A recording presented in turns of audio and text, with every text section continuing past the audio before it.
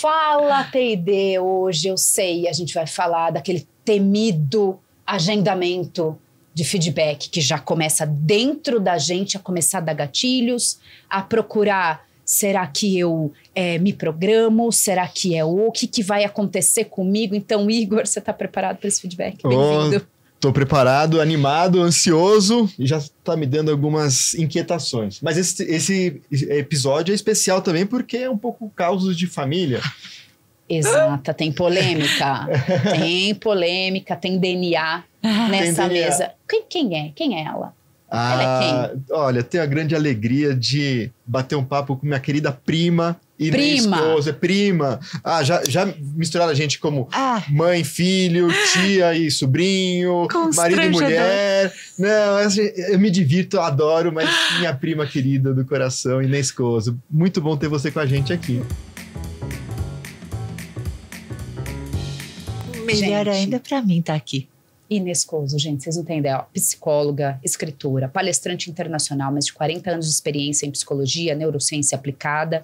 E, gente, ela foi 5 vezes top 5 do CBTD, o maior palco da América Latina de treinamento e desenvolvimento. E ela vai ensinar um pouco, vamos ver se ela dá algum spoiler de como ser um top 5, uma pessoa que realmente se interessa pelo outro. Bem-vinda, Inês, que bom que você está aqui. Obrigada por me receber.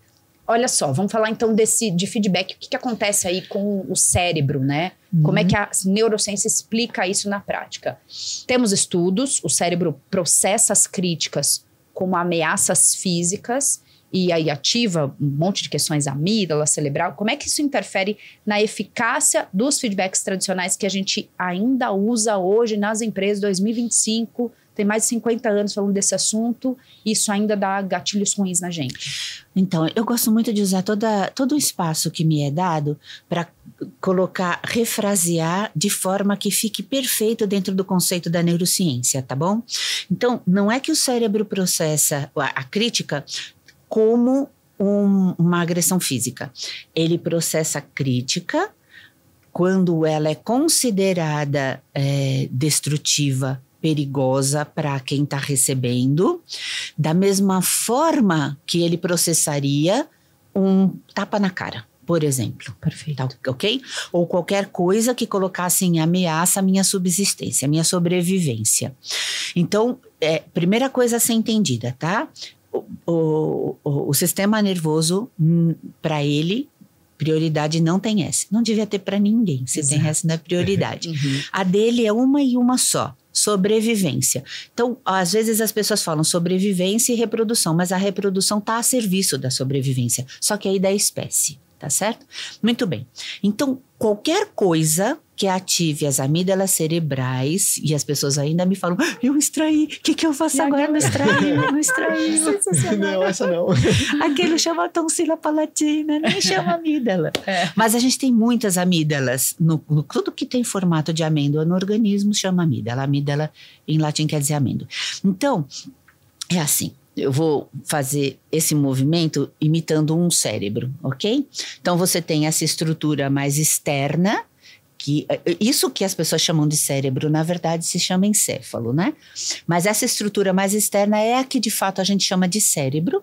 E aqui, como se fosse aqui logo atrás como se fosse não, né? Logo atrás da testa, a gente tem o córtex pré-frontal. Então, aqui nessa região, estão todos os conhecimentos e informações que a gente tem na vida. Pausa. Função de feedback. Corrigir alguma coisa que foi feita de uma forma que não deveria ter sido feita. Uma atitude que não deveria ter sido aquela. Para que eu preciso? Do que eu preciso para corrigir uma atitude ou uma ação que foi feita errada? Eu preciso de tudo que eu tenho aqui, ó. Tudo que eu aprendi na vida e da capacidade de aprender mais coisas, se caso eu não tenha a expertise ou a competência necessária para corrigir aquilo que estava errado. Beleza, tá aqui, não tá? Mas as amígdalas cerebrais estão aqui nesse miolinho chamado sistema límbico hipotalâmico. Se eu tiver uma atividade aqui, então eu vou ter atividade em seguida aqui no tronco encefálico. Eu vou ter atividade em áreas automatizadas. Eu vou responder com uma de 3 únicas respostas que essa região do sistema nervoso tem: luta, fuga e congelamento. O congelamento é finge de morto, quem sabe ele não te vê e você sobrevive. Muito bem. Então, ativou a amígdala, esquece a ativação de córtex. Ativou a amígdala, esquece acesso à inteligência. Como que eu vou corrigir o erro se eu só estou pensando em como eu me protejo e como eu me defendo disso que está vindo? E qual que é o feedback? A base inteira do feedback é a comunicação. A única base dele é a comunicação. Então, vamos entender uma coisa. Só quem pode adjetivar um feedback, uma crítica, é quem recebe. Porque eu vou depender do impacto que ela causou em você. Então, se eu disser para você, olha, eu vou fazer uma crítica agora, mas é uma crítica construtiva, tá? Eu tô me iludindo completamente. Eu só posso saber ou afirmar que essa crítica foi construtiva se você me disser, nossa, Inês, muito obrigada, como isso me ajudou. Aí é beleza, aí ela foi uma crítica construtiva. Mas enquanto você não adjetivar, eu não sei o que ela foi. Então, excelente. Acabou. Aí, essa questão, por exemplo, de ele receber a crítica que não é construtiva, né? O feedback que não é construtivo, e ativar essa região, esse é todo o problema.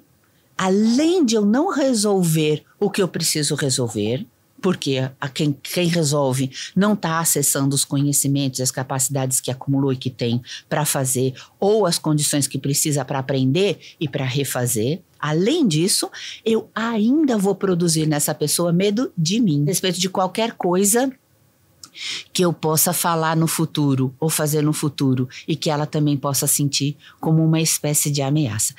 Esse é o tamanho do problema. Entende? Proteção para além daquela conversa. Exato. Então, aciona uma proteção ali, que eu faço, como é que eu me protejo. Isso. Mas depois daquela sensação e daquele momento, a pessoa ainda fica com uma couraça para se proteger em futuras outras conversas que talvez a amígdala nem vai ser acionada. E o que é pior, se aqui agora na mesa eu não resolver isso, porque eu posso perceber que você recebeu mal e fazer uma mudança na minha comunicação. Eu falo, desculpa, na minha percepção você ficou desconfortável. Eu devo ter falado de alguma forma que causou esse desconforto. Então, antes de mais nada, desculpa. Deixa eu dizer de uma outra maneira. E aí eu fico buscando outras maneiras até que eu enxergue em você alguma coisa do tipo... Desligou. Exatamente. Mudou a rota, né, do cérebro. Isso. Isso. Pra essa camada. Pronto. Tchau, estresse. Não tô mais produzindo cortisol. Beleza. Maravilha. Ok. Então, o problema é que se eu não percebo na hora e não modifico, você não vai embora só protegida de mim. Você vai embora ainda maquinando como é que você vai fazer para se defender, o que você não disse que poderia ter dito e que depois você vai dizer, como você vai se justificar, porque num processo de modo proteção, o que eu vou fazer? Como é que eu me defendo desse ataque? Se eu perceber como um ataque. Vivo. Como eu me mantenho vivo nessa organização. Então, exatamente. E você abriu dizendo, e aquilo me deu um alerta aqui dentro, o famoso agendamento do feedback. Mas, gente, feedback é qualquer coisa que você diga para o outro que qualifique ou que analise, avalie o que ele fez. Não precisa agendar, não. É que a gente olha isso para dentro das empresas, que tem aquele momento oficializado. Esse é o terror. Que está em 6 em 6 meses. O terror declarado. De 4 em 4 meses. Sim. E aí, quando vem esse que já é esperado no período, é o terror. E quando vem um surpresa que não tá no período, ele é mais aterrorizante ainda. Ele mais só piora. Mas eu acho assim, eu tenho uma reflexão sobre feedback, acho que junta com o início da sua fala também, né? Que é essa questão quando eu preciso corrigir alguma coisa que a pessoa fez. Ou uma ação. Ou preciso que essa coisa seja corrigida. Ou que essa coisa precisa ser feita de uma forma diferente. Mas é uma coisa. Se a gente demora para dar esse feedback, deixa de ser a coisa e passa a ser a pessoa. Então, não é uma coisa que a pessoa fez, é uma coisa que a pessoa é. E aí, acho que a gente corre mais risco de ir para esse lugar de... Tem algo do que você falou agora que me trouxe uma outra coisa, ainda mais importante do que tudo isso que eu falei. Você disse, se demorar para eu dar o feedback sobre a coisa, deixa de ser sobre a coisa e passa a ser sobre a pessoa. Então, vou te contar um segredo. É o terror porque as pessoas não sabem dar feedback sobre coisas, só sobre pessoas. É isso. Você errou, você falhou, você não prestou atenção, você isso, você aquilo. E a forma mais rápida de ativar a amígdala é você apontar um dedo acusador para a identidade. Aí, claro, não tem como não falar de níveis neurológicos, que é aquela questão de que tudo que vai para a identidade vai afetar o sistema imunológico, endócrino imunológico, cuja função é justamente preservar as funções profundas de vida. Só isso. A identidade está só ligada nisso. No sistema, na parte do sistema nervoso geral, central, que é responsável por te manter vivo, por manter você sendo.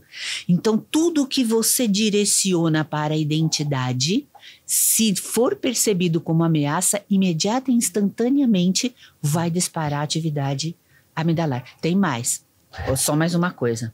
A amígdala está aqui. Mas aqui no córtex tem uma área chamada córtex pré-motor, onde ficam os neurônios espelho. Neurônios espelho, se a gente sabe, são responsáveis pela aprendizagem por observação, mas também pela empatia. Acabou a empatia. Se eu estou com atividade amidalar, eu emburreço, no acesso à informação, eu emburreço. O ser humano emocionado emburrece, ponto final. Apaixonado emburrece. Fala. Mas eu emburrecer é tão bom. Enfim, não é? Quem não quer? Não é? Mas é por isso que é bom se cercar de amigos em volta para ele sério. Me segura calma nessa aí. hora. Me segura nessa hora. E se tiver a amidalar, a atividade amidalar, então também não tem atividade no córtex pré-frontal. Acabou a empatia que eu poderia ter com você. E a gente sabe que empatia é fundamental numa relação líder-liderado. Gente, abriu um triplex na minha cabeça agora. E eu tava aqui assim, pensando assim, olhando, e acho que são 3 possíveis caminhos, óbvio, deve ter muito mais, mas eu pensei em 3 para tentar resumir essa fala. Se a gente vai falar sobre a coisa, né, na verdade eu vou começar de trás para frente. Você não pode ser assim, você tá indo na identidade. Ah, eu posso melhorar. Você não pode mais fazer isso. Então eu estou indo para coisa, mas ainda você não pode fazer isso. Mas aí tem a terceira que talvez seja melhor, que é o que eu estava pensando. Isso não pode mais acontecer. Pronto, acabou. Agora você está em comportamento. Eu estou na coisa. Então, os níveis neurológicos se dividem assim: ambientes, que são os nossos quandos e ondes, comportamentos, o que a gente faz, capacidades, estratégias, como a gente faz o que faz nesses ambientes, crenças e valores, por que a gente faz o que faz da forma como faz nesses ambientes, identidade, quem é que faz tudo isso acontecer, e aí ela que fecha aqui, né, a pirâmide que fecha aqui em identidade, aqui vai abrir de novo para o que a gente chama de sistema global, ou nível espiritual, mas fora do sentido da conotação religiosa, né? O espiritual é o quem mais, então, eu não existo sozinha. Nesse exato momento, vocês são meu quem mais. Mas tem alguém assistindo, quem mais? Eu tenho uma família, é meu quem mais? Se eu estou na empresa, existe um monte de quem mais. Enfim, aí é para quê? Então, quando você abre a pirâmide e entra no sistema global, você tem um para quem, para quê? Essa é a melhor forma de você conduzir um feedback. Para que você fez isso da forma que você fez? E acreditem em mim, a resposta virá assim, mas eu fiz por quê? Porque é justificativa. Lembra? O porquê está na crença, está nos valores. O que é que me motivou ou me permitiu fazer o que eu fiz da forma como eu fiz? Para que o cérebro vai buscar o objetivo, qual era o ganho? A intenção positiva do comportamento. Então, se eu digo para você, eu pergunto para você, para que você fez isso desse jeito? E você diz, para ganhar tempo. Mas você vai ter que caçar esse para ganhar tempo, porque vai vir um porquê. Se eu estou me sentindo ameaçada, eu vou justificar. Eu vou no sistema de crenças. Eu acredito que preciso me defender e me proteger agora. Então, eu vou te dizer o que me motivou, o que me deu permissão. Então, para quê? Para ganhar tempo. Muito bem. Então, vamos ver quais foram as consequências da ação. A gente perdeu isso, deixou de ganhar aquilo. Aqui você essa ação prejudicou o fulano, o beltrano e tal. Vale a pena? Valeu a pena? cara, não valeu a pena, então acabou. Vamos erradicar, pelo menos neste contexto, ambiente, neste quando, neste onde, a gente vai erradicar essa ação desta forma, combinado. E estamos o tempo todo falando de comportamento, estratégia e ambiente, Nem cutuco a crença, porque eu não sou besta. A crença está num nível de sistema nervoso autônomo. São ações inconscientes. 99% do que a gente faz, a gente não sabe por que faz. O que é que leva a gente a fazer? É sistema nervoso autônomo. Inês, eu tenho, assim, uma percepção, por observar mesmo, por ter satisfação em observar, que a maioria das conversas dentro das empresas e nesta posição, líder, liderado, liderança, time, que essa conversa alguém precisa ganhar. Então a pessoa entra nesse papo precisando falar, não, fui lá e eu finalizei, eu terminei, a pessoa no final concordou comigo, aceitou a minha posição. Então, se entra nessa conversa com essa necessidade, isso é certeza que vai ativar a amígdala. Certeza. E aí, ativou a amígdala, todo mundo perdeu. Não é que um ganhou, todo mundo perdeu. Então, baseado nisso, para mim, essa primeira pergunta que você elucidou isso para nós, precisa estar para todas as pessoas, tem que estar no jardim de infância essa conversa e depois ainda aí reforçando para a gente poder a naturalização desse processo. Porque também tem o feedback de pais para filhos. Mas com certeza, porque a gente só faz isso daí, a gente nem imagina o que está acontecendo nesse lugar. É o momento da vida em que a sua função é orientar, então é tudo que se faz. A verdade é que nessa coisa que você falou, quanto mais testosterona, mais complicada a competição para ter a última palavra. Porque daí eu que preciso vencer essa conversa. Principalmente aquele que acha que ser líder equivale a ser superior a. Exatamente. Saber fazer. E tem um desafio também, e eu falo também enquanto líder, de fazer uma conversa difícil. Para mim é muito difícil. É possível, eu não sei, é uma pergunta mesmo. Quando eu for entrar nessa conversa, eu já estou com a minha amígdala trabalhando, porque eu estou ali tentando me defender, de certa forma, de um possível contra-ataque. Né? E talvez a gente entra com uma intenção extremamente positiva de melhoria de processo, mas de uma forma que talvez... Eu até usei a palavra contra-ataque. Se é um contra-ataque é porque houve um ataque. Exatamente. Né? Ou pelo menos a percepção de. Então... Como tentar neutralizar essa sensação para iniciar uma conversa difícil? Não cair, né? Porque aqui tá o buraco. Como é que eu não caio, então? Sabe aquela pergunta, como eu preparo o outro para o feedback? Então, por mais paradoxal que seja, eu começo a preparar uma outra pessoa para receber bem um feedback, me preparando. A questão é, quando eu vou para o feedback... A minha intenção consciente é melhorar um processo. Ou melhorar o que já é bom, que é um talento que eu tenho à minha disposição no time. A questão é, o que é que eu estou sentindo em função do que essa pessoa fez? Se eu estiver com raiva... Deixa eu falar uma coisa para vocês. Quando a gente fala de emoção, porque elas são abstratas, subjetivas e intangíveis, ninguém supõe que elas sejam, na verdade, físicas, que elas tenham forma, substância, cheiro. Quando eu sinto uma emoção, por exemplo, fiquei com raiva de alguma coisa que uma pessoa no meu time fez, porque inclusive isso resvalou na minha imagem com o meu próprio líder. Estou com raiva disso. E a gente já tinha, inclusive, conversado sobre isso, como é que ele foi fazer isso de novo. Se eu estou com raiva, emburreci. Então, eu nem me lembro que as pessoas incorrem nos mesmos erros. Porque alguma coisa ainda está faltando na aprendizagem, alguma chavinha está faltando virar. Muito bem, mas eu estou com raiva. Se eu estou com raiva, eu produzi adrenalina e produzi cortisol, estou estressada. Isso vai correr pelos meus vasos sanguíneos, pelos meus grandes... E exala cheiro pelos poros. Então, eu vou... com uma intenção consciente de melhorar o processo. Sabe quando você chega... Sabe quando você abre a porta e fala, o negócio aqui não tá cheirando bem? É literal. Isso é literal, de verdade.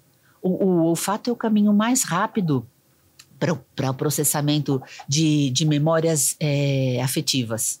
São só 2 sinapses, ó. Tá. Só, do olfato até uma memória afetiva. E olha que a gente tem zilhões de sinapses para qualquer outra coisa. Muito bem. Então, você está exalando cheiro de raiva. Os animais percebem isso facilmente e rosnam para alguém assim. Logo, eu vou para esta conversa como se só existisse aquilo de que eu tenho consciência. Oh, tolinho. O que o outro está captando? Da onde que vem? Se no meu discurso não está o ataque, da onde vem a percepção de?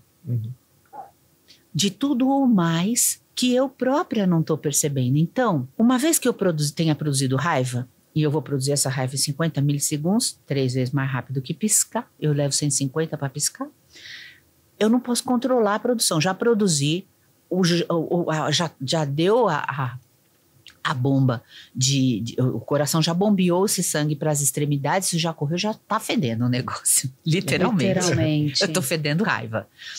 Ou tristeza, porque eu posso estar sentindo várias coisas ao mesmo tempo. Muito bem. Se eu percebo, por exemplo, que houve perda de confiabilidade da minha capacidade de liderar por parte do meu líder, tem tristeza. Toda perda envolve tristeza também. Muito bom. Então eu senti. Preciso botar isso na minha cabeça. Eu senti. É autopercepção. O que eu vou fazer? Pelo menos 20 minutos até minutos fazendo alguma coisa que ajude a dissipar essa raiva. Enquanto eu sentir, a produção vai continuar.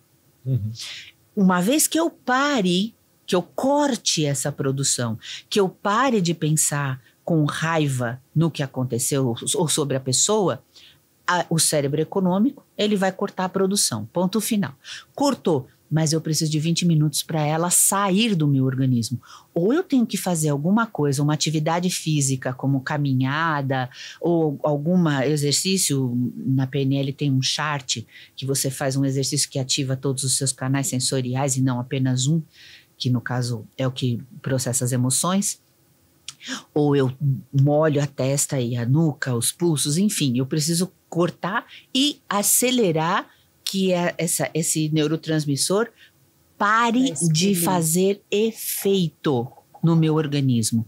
Depois é que eu vou falar para a pessoa, posso conversar com você? E agora, de novo, como o feedback, toda a base dele é comunicação, existem palavras, eu não estou nem falando de forma agora, forma eu acho que as pessoas já até sabem muito sobre. Estou falando de palavras que de novo ativam as amígdalas. São as microagregações. Umas bobeirinhas assim que, tipo, eu tenho que falar com você, tá? Eu preciso muito falar com você. Pronto. Eu tenho o que eu preciso, ativa a amígdala. Porque não é algo que você vai fazer por prazer, é algo que você vai fazer por obrigação. Por obrigação só faço coisa ruim, coisa que eu não quero. Ninguém fala eu preciso ir ao cinema, fala oi, hoje eu posso ir no cinema, oi, hoje eu vou poder ir no cinema, hoje eu quero ir no cinema. É simples assim, veja, nem é a palavra em si, para falar a verdade. O problema é que tudo que você faz na vida de forma repetida, e o uso das palavras você faz de forma repetida a vida inteira, ela vira um automatismo, vira uma cadeia neural. E ninguém usou com você as palavras tem que ou precisa acompanhado de alguma coisa que te agradasse. Nunca. Então nunca é a coisa que vem depois.